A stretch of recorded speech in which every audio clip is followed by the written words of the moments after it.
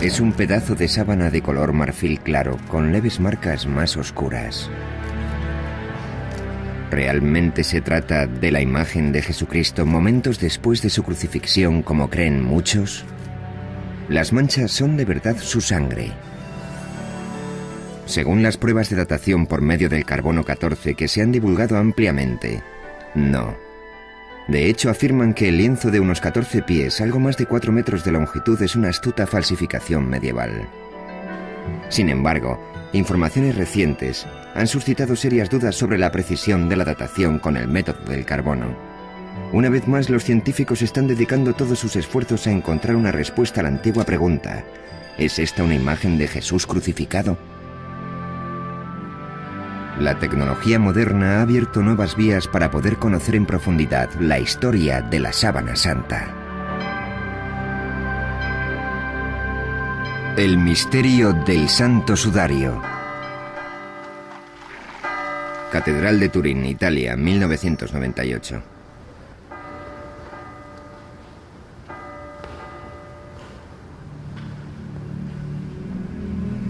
Desde el año 1400, la sábana santa o Santa Síndone ha salido de su caja de plata en numerosas ocasiones. Se ha colgado de los balcones para celebrar bodas reales y ha sido expuesta ante las maravilladas miradas de innumerables peregrinos. La sábana apareció por vez primera en Europa en el año 1355 y ya era famosa durante los peores años de la Muerte Negra, época en la que las multitudes hicieron cola para poder verla y época también en la que Gutenberg perfeccionó la imprenta y Colón descubrió América.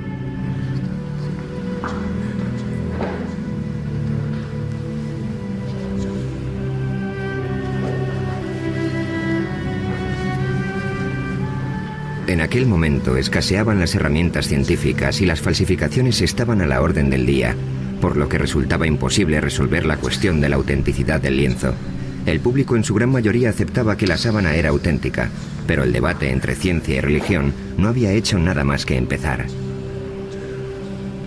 En 1898, la Iglesia permitió que se examinara la sábana a través de la mirada imparcial de un nuevo invento: una cámara.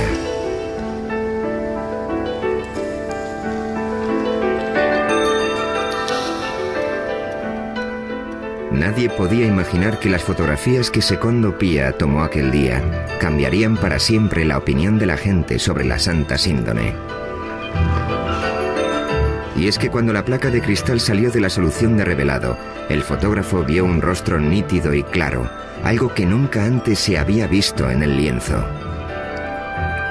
Comprendió enseguida que la misteriosa imagen del sudario había sido el negativo y que lo que él contemplaba entonces era el positivo. En sus manos sostenía una imagen que marcaría el inicio de todo un siglo de investigación científica. Turín, 1998. 100 años después de que se tomara la primera fotografía, la ciudad de Turín se prepara para otra exposición pública del lienzo. En todo ese tiempo, la sábana santa se había convertido en la pieza de arte más estudiada de toda la historia de la humanidad. Se está preparando un nuevo emplazamiento de alta tecnología para albergarla. Se trata de una urna de aluminio y cristal sellada herméticamente de la que se extrae el aire para luego introducir en su lugar argón, un gas inerte. Una vez colocada la sábana en la urna, ya no se podrá exhibir y manejar con tanta tranquilidad como hasta ahora.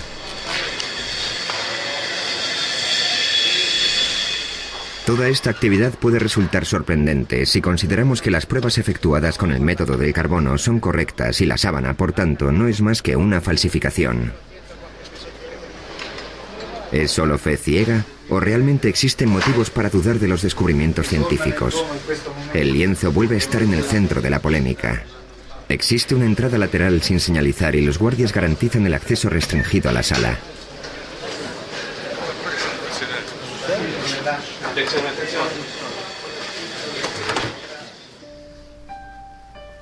A cubierto de las miradas del público, una experta suiza en tejidos cose centímetro a centímetro y con sumo cuidado la sábana a un nuevo lienzo de mejor soporte. Tan solo una cámara documenta el proceso. Para el conservador del sudario no existe duda alguna sobre quién era la persona a la que una vez cubrió este lienzo.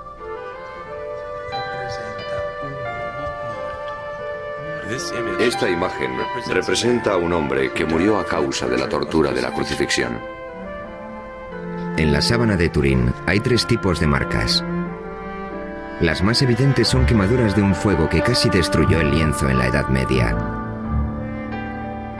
Después está la imagen anatómicamente correcta de un hombre visto de frente y de espaldas. Y en tercer lugar, lo que parecen ser manchas de sangre. Las manchas de sangre coinciden con las descripciones bíblicas de la tortura y la crucifixión de Jesús, de las heridas ocasionadas por los golpes, la corona de espinas y la lanza. ¿Pero es realmente sangre la sangre? ¿Y cómo llegó la imagen a la sábana? El misterio constante que rodea todas estas preguntas ha supuesto un reto para los científicos a lo largo de muchas generaciones. Los estudiantes de esta universidad en Glendale, California, disponen de un enfoque especial del debate que está teniendo lugar sobre la sábana santa. Su profesor, Angelo Montante, utiliza el lienzo como herramienta de enseñanza. Es uno de los objetos de cultura más sorprendentes que podemos encontrar en la historia de la civilización occidental. De él se pueden extraer numerosas pistas que nos ofrecerán una perspectiva del pasado. La Biblia no da detalles sobre la crucifixión de Jesús de Nazaret, pero permitidme llamar vuestra atención sobre esta mancha de aquí, que indica que hubo derramamiento de sangre. Si las pinturas clásicas fueran correctas, los clavos le atravesaron la palma, pero no fue así. Se los colocaron en las muñecas, y hay una razón para ello. Sabemos que esto se debe a que, según las investigaciones de un médico francés, hace años un médico francés que experimentaba con cadáveres consiguió determinar que la palma no puede sostener el peso de un ser humano. El clavo, por tanto, tenía que estar situado en la región metacarpiana de la muñeca. Y hay otro dato importante a este respecto. Si a una persona le clavas un objeto punzante en esta zona, el nervio medio queda presionado y cuando esto sucede, el pulgar se retrae. Si os fijáis, en esta figura no se aprecian por ningún lado los pulgares. Esto es algo muy preciso. ¿Cómo es posible que un falsificador lo supiera?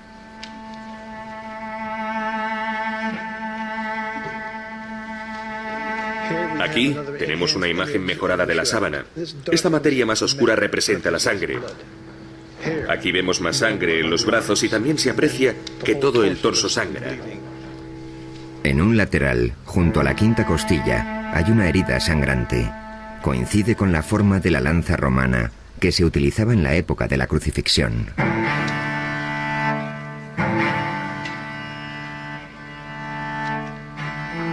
En la sábana hay mucha sangre, tanta que no puedes evitar asombrarte de la crueldad de los romanos, que tanto dolor le causaron a este hombre. La crueldad que refleja la sábana supera con creces la mayoría de las versiones artísticas de la Pasión de Cristo.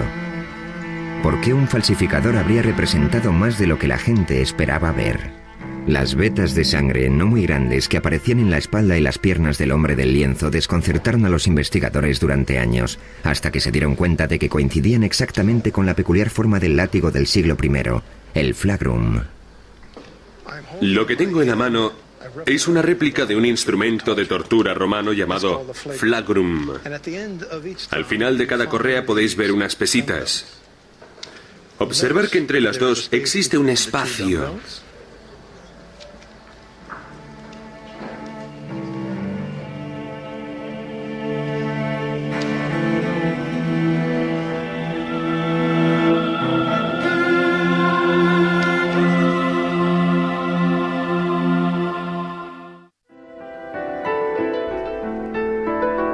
A finales de la década de los 70, un grupo de científicos presionó a la Iglesia para que les dejara examinar la sábana con las tecnologías más avanzadas.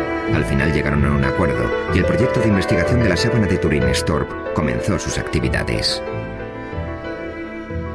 El STURP se constituyó con el propósito fundamental de examinar la sábana para determinar cómo se formó la imagen que ha quedado en ella. Pero nos encontramos con un gran problema. Nunca podríamos ver lo que íbamos a examinar hasta que no lo tuviéramos allí. Era como una expedición a una zona desconocida de la jungla. Llevamos con nosotros una gran cantidad de tecnología, casi todos los instrumentos imaginables de que disponíamos para determinar cómo se había formado la imagen. Pensé que iba a poder entrar en la habitación, acercarme a la sábana descubierta, mirarla de cerca, ver las pinceladas y marcharme a casa. Vern Miller era otro de los científicos que tomó parte en este proyecto. También él lo enfocó con una actitud escéptica. La primera persona que me habló de la sábana de Turín fue Barry Schwartz. Pensé que se trataba de un cuento de hadas o algo así. Pero el objetivo del STURP era descubrir el mecanismo que había provocado la aparición de una imagen en un trozo de sábana y no en confirmar que el lienzo era en realidad el sudario de Cristo. Así que, relevados de esa responsabilidad, podíamos verla de un modo más objetivo. Por aquel entonces yo no sabía lo que era esa sábana, jamás había oído hablar de ella. El miembro del STURP, Don Lin, decidió abandonar por un tiempo su trabajo diario como director del JPL, el programa de imágenes digitales de la NASA. En aquel momento estábamos trabajando en el programa Vikingo, que consistía en un aterrizaje suave en Marte. Básicamente tuvimos un día para montar el equipo, para desembalarlo, armarlo y calibrarlo. Se suponía que en torno a la medianoche de aquel día nos entregarían la sábana, y serían las 11 o incluso un poco antes, algo muy raro, cuando bajaron el lienzo por el pasillo hasta la sala donde nos encontrábamos.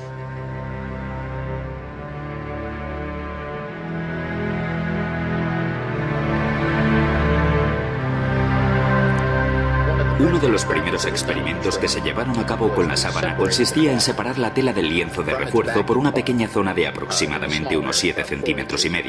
Eso nos permitió ver la parte de atrás de la sábana, la parte inferior del Santo Sudario de Turín, por primera vez en 400 años. Esta imagen corresponde al momento exacto en el que dieron la primera ojeada a la parte inferior de la sábana.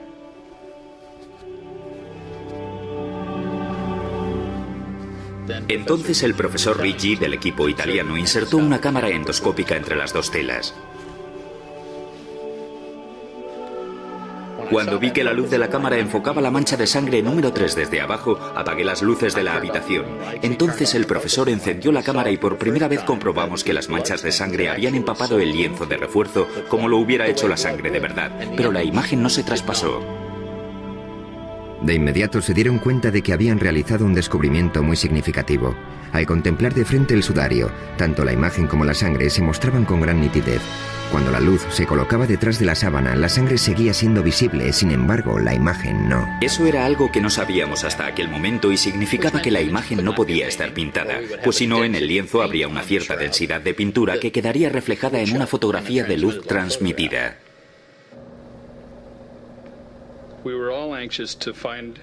Todos estábamos deseando averiguar si la sangre era real o no.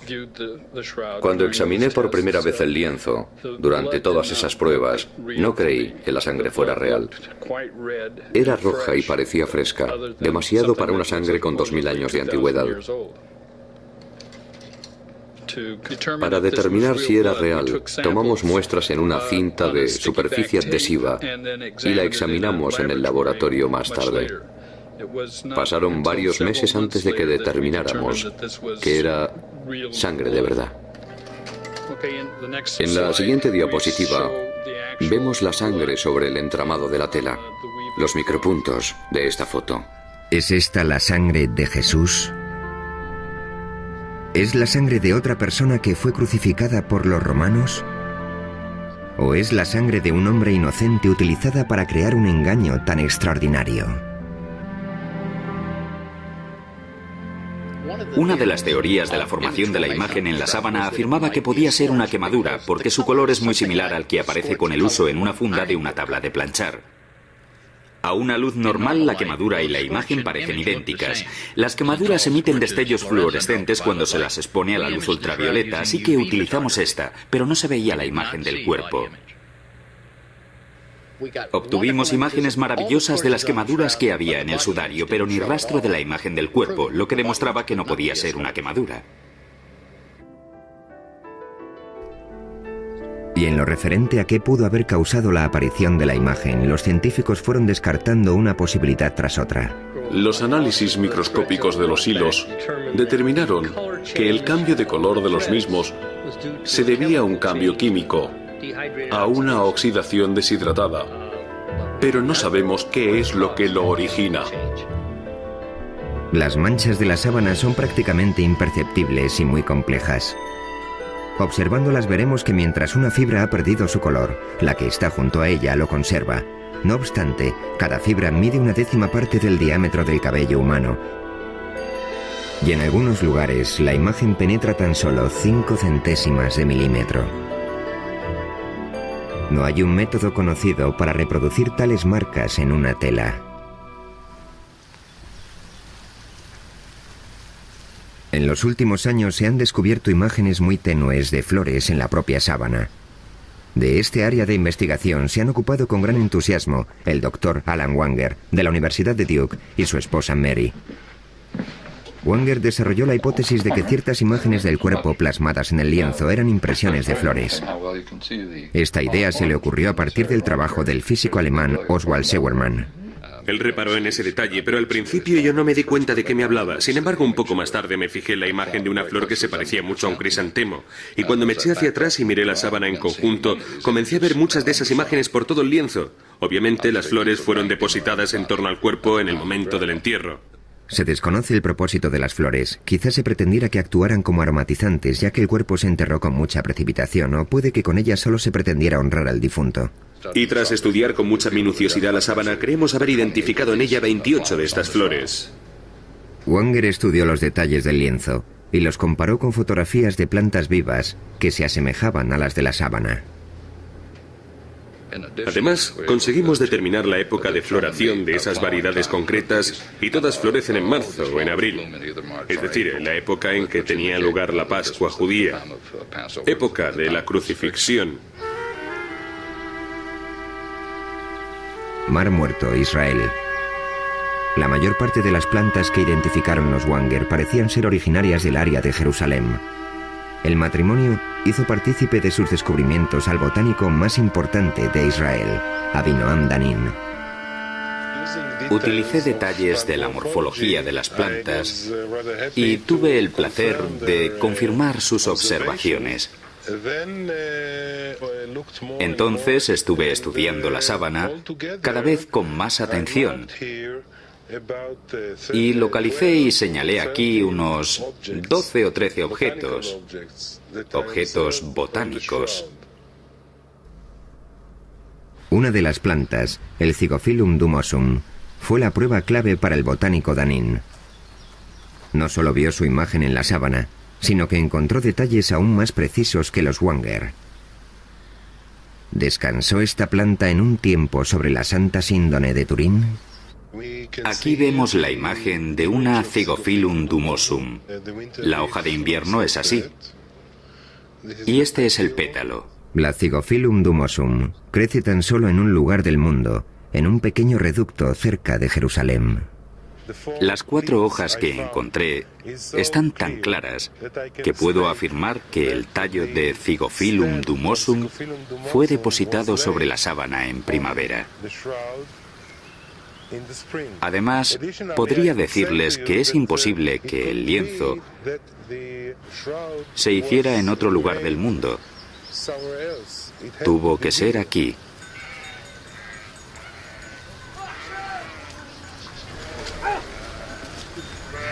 Y si había flores en torno al cuerpo, también tendría que haber polen. El polen puede durar miles de años, y a través del microscopio se pueden diferenciar y distinguir todas las variedades. Eran pistas demasiado pequeñas para el ojo humano, que esperaban la llegada del detective apropiado. En 1973, el criminólogo suizo Max Frey obtuvo una autorización para tomar muestras del polen del tejido de la sábana santa y las conservó en portaobjetos de cristal. Este hombre, que contaba con una formación en botánica, pasó años analizando su contenido de polen. Falleció antes de poder terminar y publicar sus conclusiones, pero otros continuaron su labor. Con la ayuda de las tecnologías más novedosas, pueden identificar con exactitud cada grano de polen y averiguar a qué planta corresponde. Uri Baruch es el experto en polen más importante de Israel. Trabaja con el Dr. Danin y se encarga de calcular el tipo y la frecuencia del polen que contienen los portaobjetos de Frey. Pensé que también había algunas bayas con el mismo tipo de polen, pero todavía no las hemos encontrado. Es el primer caso que vemos de este tipo de polen. El objetivo es determinar exactamente qué plantas rodeaban el cuerpo y cuáles eran las especies predominantes. De los 58 tipos de polen identificados hasta el momento, 28 de las plantas que los producen tan solo existen en Oriente Medio, prueba de que la sábana pasó aquí una parte de su historia. Muchas de ellas todavía siguen formando parte de las vidas de los habitantes de la región, como por ejemplo la Fagonia mollis. Los bizantinos establecidos al sur del Sinaí utilizan las hojas de la Fagonia mollis para sanar heridas superficiales. Toman los tallos y las hojas verdes, los queman y usan la ceniza para colocarla sobre las heridas. La llaman uraga.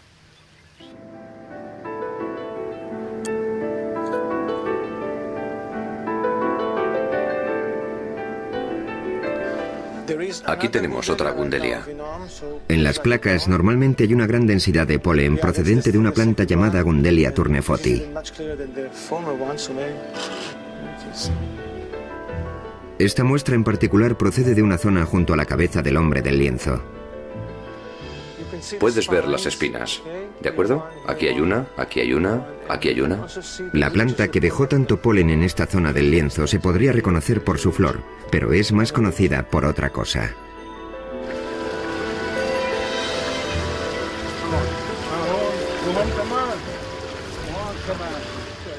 Tengo que utilizar mi cuchillo porque es una planta con muchas espinas. Aquí tenemos una Gundelia turnefoti. Es el cardo con la mayor frecuencia de granos de polen en la Santa Síndone de Turín.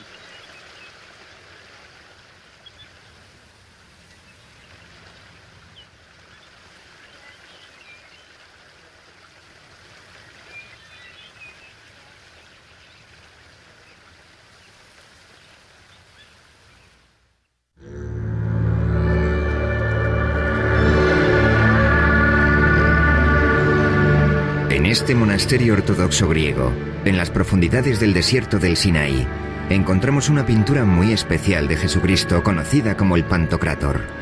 Muchos investigadores están convencidos de que se pintó tomando como referencia la sábana santa.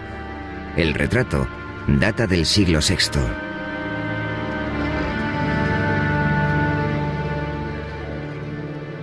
En el icono podemos ver que los ojos son muy grandes y están bastante separados. Cuando lo comparamos con la sábana, vemos que los ojos del hombre del sudario están separados y ligeramente descentrados. Si observamos... El Dr. Banger ha perfeccionado una técnica de luz polarizada para comparar las imágenes de la sábana con otras imágenes como el Pantocrátor. Si giro el filtro mientras miro estas imágenes en la pantalla, una se difuminará en la otra. Hacemos esto para comprobar la exactitud de las comparaciones. En el icono observamos lo que parece ser una lágrima que corre por la mejilla en este punto. Si rotamos la sábana descubrimos que en realidad hay una mancha, posiblemente de sangre, en el mismo lugar. Si bajamos hasta la punta de la nariz en el icono y luego pasamos a la sábana, comprobaremos que la configuración de la nariz es prácticamente exacta. En cuanto a los labios del icono, se aprecia que están agrietados. Y si contemplamos los detalles de la sábana, comprobaremos que todas esas marcas son prácticamente visibles.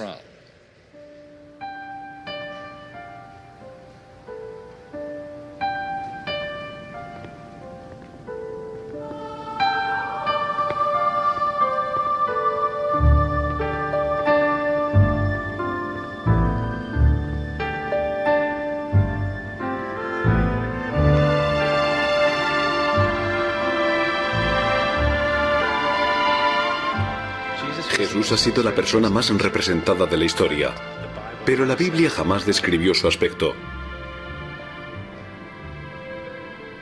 ¿Cómo sabemos cómo era? ¿Cómo sabemos que llevaba barba y que tenía el pelo largo? ¿De dónde sacaron los artistas su iconografía?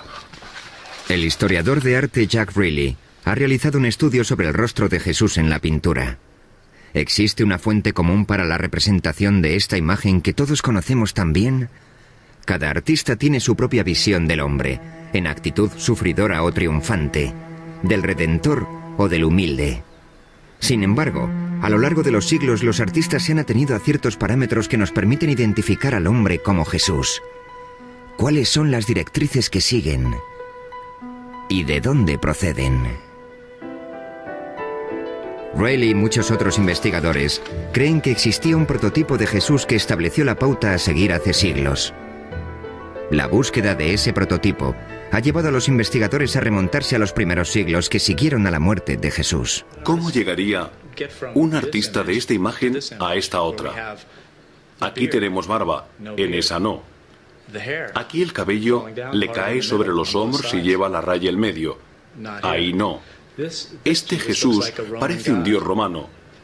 Tiene un aspecto juvenil. No tiene las mismas características. La pregunta es, ¿qué falta? En la década de los 30, el investigador francés Paul Vignon observó ciertas marcas en las pinturas que se habían hecho de Jesucristo a lo largo de muchos años. Estos rasgos llegaron a conocerse como las marcas de Vignon. Ahora veremos algunas. En primer lugar, observen esta línea transversal que cruza la frente de Cristo. Y fíjense en esto, una especie de cuadrado con 3 lados marcados en el caballete de la nariz.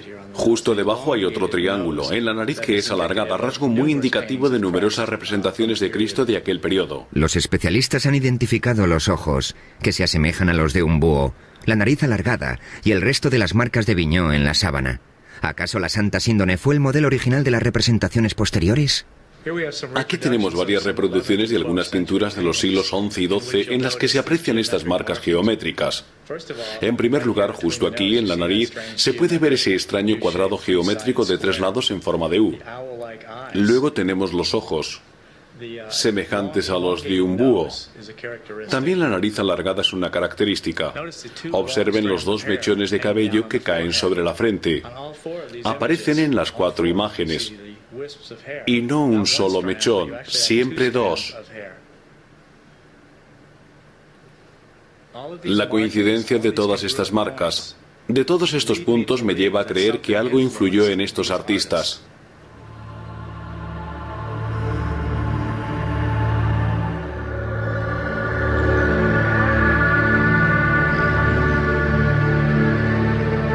Si la sábana es el sudario de Jesús, entonces su peregrinaje comenzó aquí, en el lugar donde Cristo murió. En la ciudad moderna de Jerusalén, el pasado sigue vivo. Muchas de las costumbres que aquí se practican aún son un reflejo del mundo antiguo. ¿El entierro del hombre de la sábana se realizó de acuerdo con la cultura hebrea?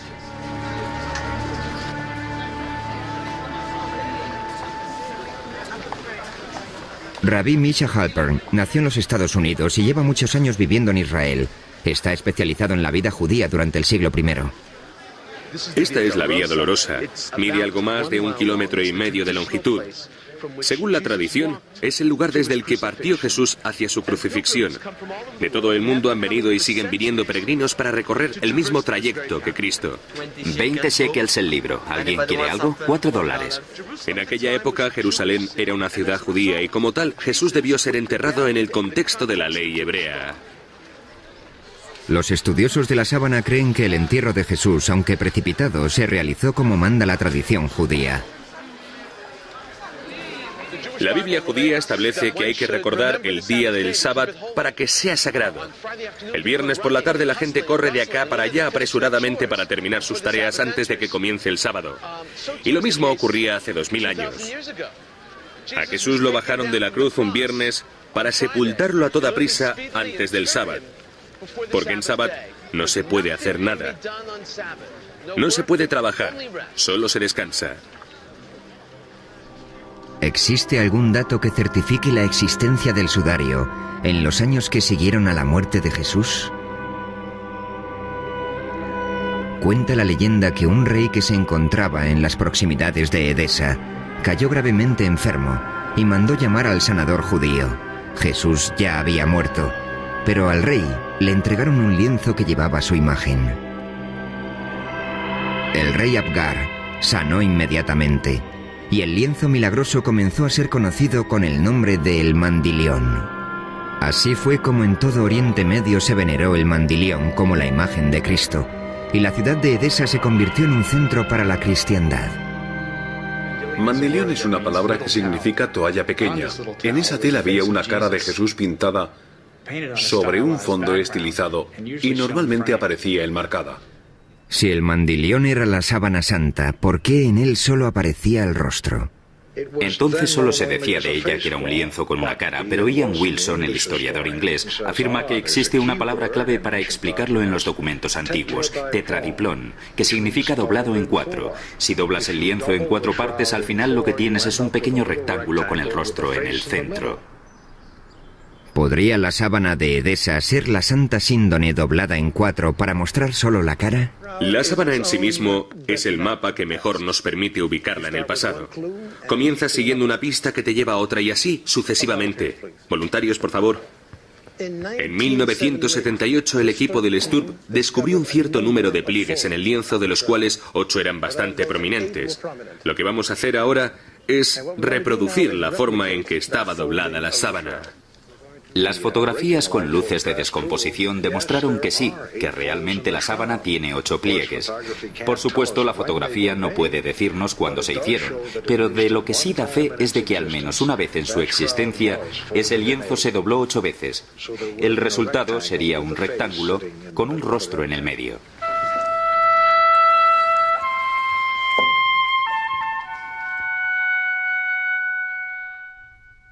En el año 944, el mandilión fue trasladado a Constantinopla, donde con cierta periodicidad se exponía para que el público pudiera verlo.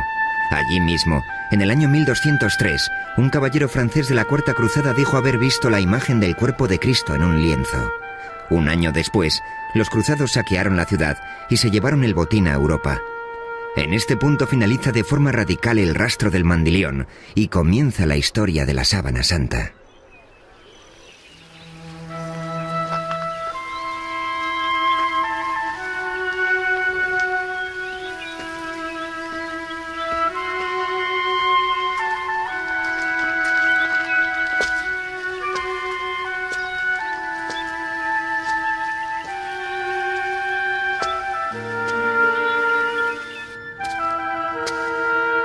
Esto es una cueva a las afueras de Jerusalén que posiblemente es muy similar a la que sirvió de sepulcro a Cristo.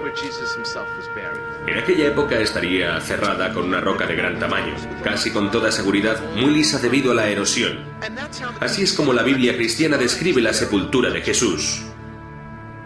Cuando el equipo del Sturb examinó la parte posterior de la sábana, descubrió que resultaba imposible identificar varios granos de polen, porque estaban recubiertos con un mineral que posteriormente se analizaría y clasificaría. Al investigar el mineral, descubrieron que se trataba de una piedra caliza, por decirlo de alguna manera. Una caliza muy rara y autóctona de una zona situada en las afueras de Jerusalén.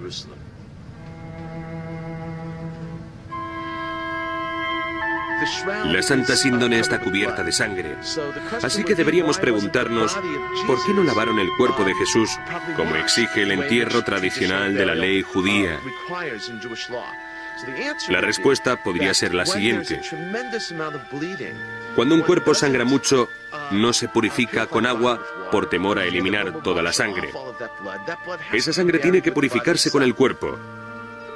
Incluso hoy en día, cuando en las noticias informan de una acción terrorista en Israel, por ejemplo, inmediatamente acuden al lugar los rabinos y la gente reza y recogen la sangre de las víctimas que está en el suelo para poder enterrarlas adecuadamente. Según la Biblia cristiana, en la tumba se encontraron 2 lienzos, el sudario y otra sábana. Se creía que la segunda había cubierto el rostro de Jesús justo después de que lo bajaran de la cruz. Simón Pedro vio la sábana en el suelo y también el sudario con que le habían cubierto la cara. No estaba en el suelo con el resto de la sábana, sino doblado en un lugar aparte. Este lienzo, que recibe el nombre de sudarium, se puede encontrar hoy en día en Oviedo, ciudad situada al norte de España. Jorge Rodríguez es miembro del Centro de Estudio Español de la Sábana Santa. Y Mark Gussin ha escrito hace poco un libro sobre el sudarium y su relación con la Santa Síndone.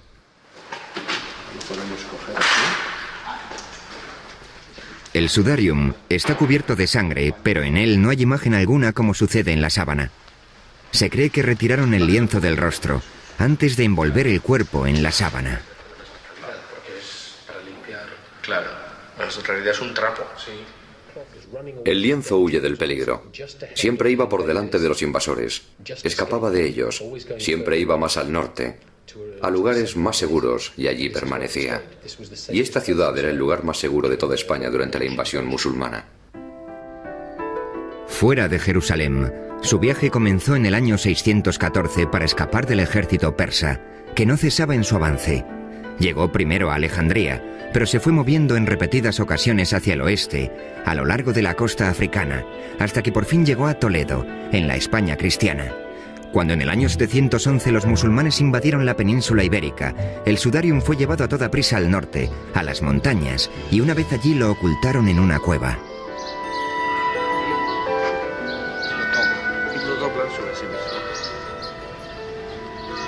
Con ayuda de una réplica, los investigadores muestran cómo se colocó la sábana alrededor del rostro, de forma que absorbiera la sangre y otros fluidos de acuerdo con la costumbre hebrea, siempre respetando el precepto de cubrir el rostro de una víctima de la violencia y de mantenerlo tapado para que la sangre no se separara del cuerpo. Esto supone que ha estado cogido así, al pelo. Estas manchas son especialmente interesantes porque coinciden exactamente con las que se encontraron en la parte de la sábana que reproduce la espalda del cuerpo, en el dorso. Son las manchas de la sangre que emanó de las heridas producidas por la corona de espinas y que quedó en el pelo. Y aquí son las mismas exactamente. Recientemente el doctor Alan Banger ha efectuado un análisis con la ayuda de un vídeo casero que revela las notables similitudes entre el sudarium y la sábana santa. Es el rostro de la sábana superpuesto al del sudarium. De las manchas de sangre, esta es la que aparece más marcada, y una de las que más fácil resulta localizar es esta de aquí. Si bajamos a la zona de la nariz, vemos que existen coincidencias aquí abajo, y si nos movemos hacia la zona del pelo, aquí, también vemos que las manchas de sangre coinciden. La sangre hallada en el lienzo de Oviedo era del tipo AB, idéntica a la que se encontró en la sábana.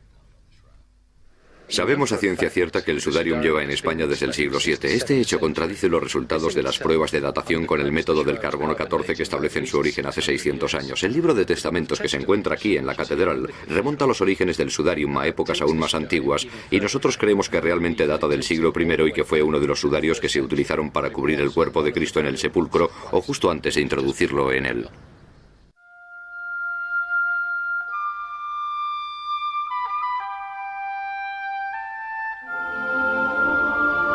En 1988, las pruebas del carbono 14 concluyeron que el lienzo no tenía más de 600 años de antigüedad.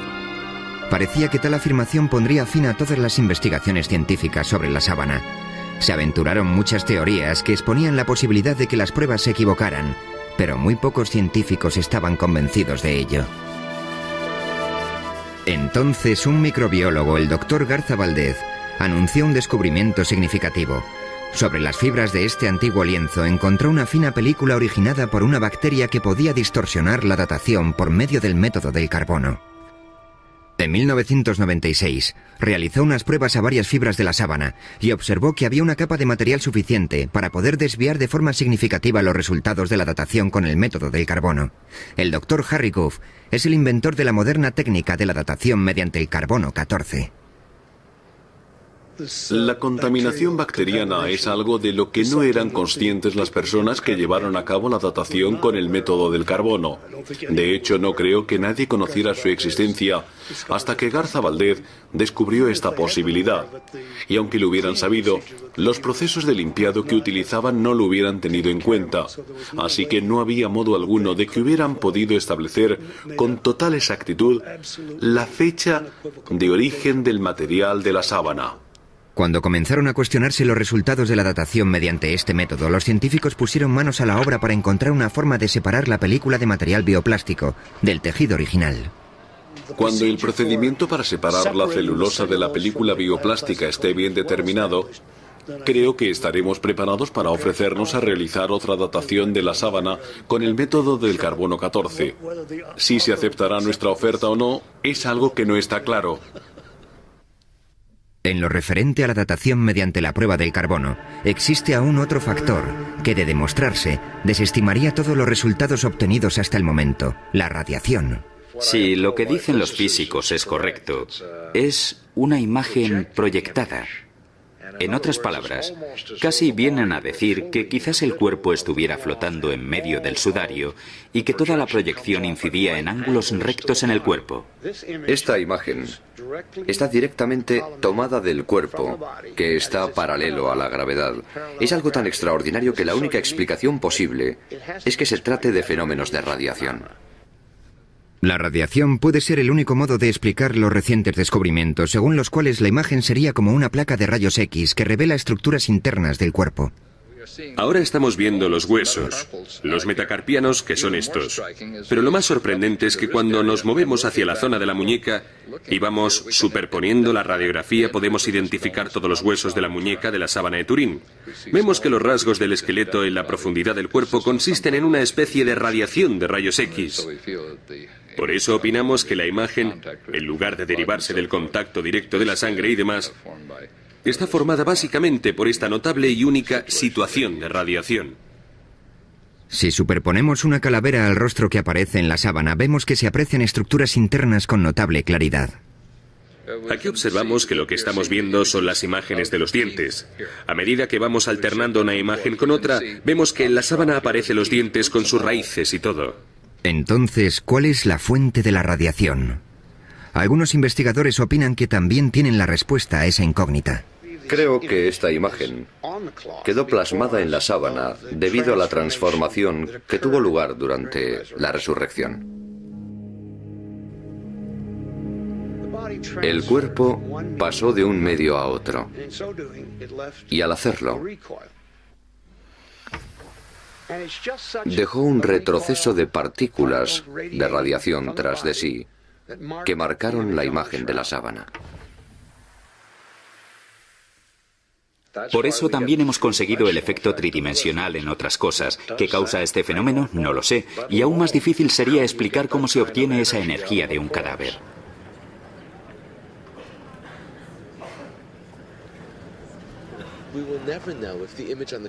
Nunca sabremos si la imagen que se ve en la sábana santa era la de Jesús.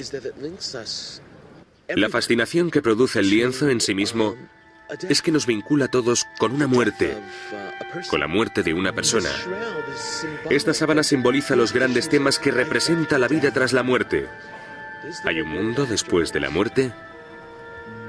¿Cuál es el significado de la sábana? No creo que sea esencial para la fe de nadie, pero en el mismo capítulo 20 del Evangelio de Juan, en el que se narra el descubrimiento del sudario en la tumba vacía, también podemos leer las dudas de Tomás. Creo que en el siglo XX sigue habiendo mucha gente cuyos certificados de nacimiento espiritual son de Missouri, es decir, que tienen que ver para creer.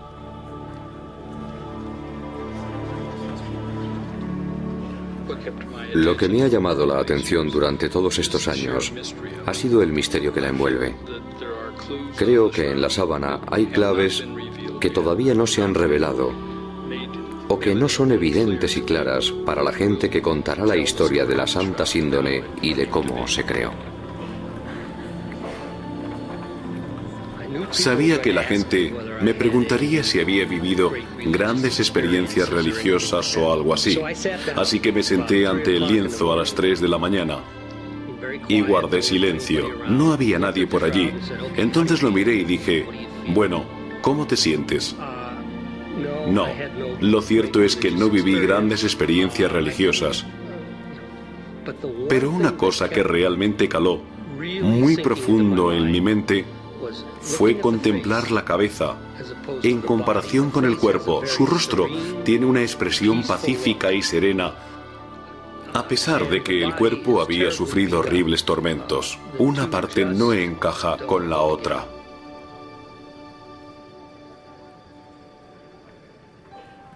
Nuestro equipo pasó cientos de miles de horas estudiándola y después de todo ese tiempo, al recordar que nuestro principal objetivo era determinar cómo se formó la imagen, hubimos de reconocer que no teníamos nada.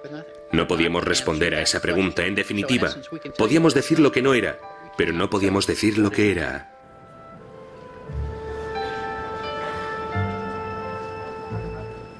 La teología no debería entrar en conflicto con la tecnología. La razón jamás podrá probar la divinidad de Cristo. La ciencia puede exponer una afirmación teológica. Como mucho puede decir, posiblemente este lienzo sirviera de sudario a Jesús de Nazaret. Pero la pregunta que planteó la teología es, ¿quién creéis que soy? Ningún laboratorio científico puede responder a eso. Todavía sigue correspondiendo al individuo revisar las pruebas de que dispone y decidir por sí mismo qué es en realidad la sábana de Turín.